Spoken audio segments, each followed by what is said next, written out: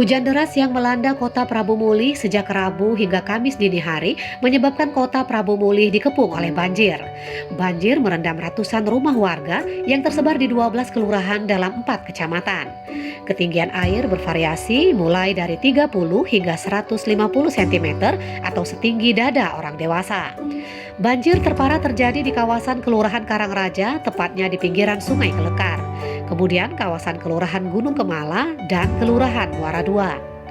Akibat banjir tersebut, peralatan rumah tangga dan elektronik warga banyak mengalami kerusakan. Diperkirakan kerugian yang disebabkan oleh banjir mencapai hingga ratusan juta rupiah. Rosdiana, warga Kelurahan Karangraja, Kecamatan Prabu Mulih Timur mengatakan, banjir yang terjadi kali ini merupakan banjir yang terparah dalam kurun waktu hampir 3 tahun terakhir.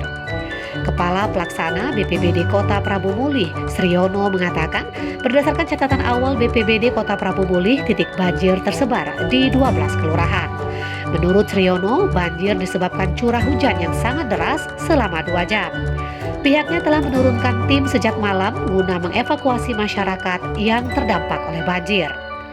Prabu Agustiawan melaporkan dari Kota Prabu Mulih untuk Anda. Kami ini lah kebanjiran kalau hancur lebur kasapuan pada dia ini untuk jualan es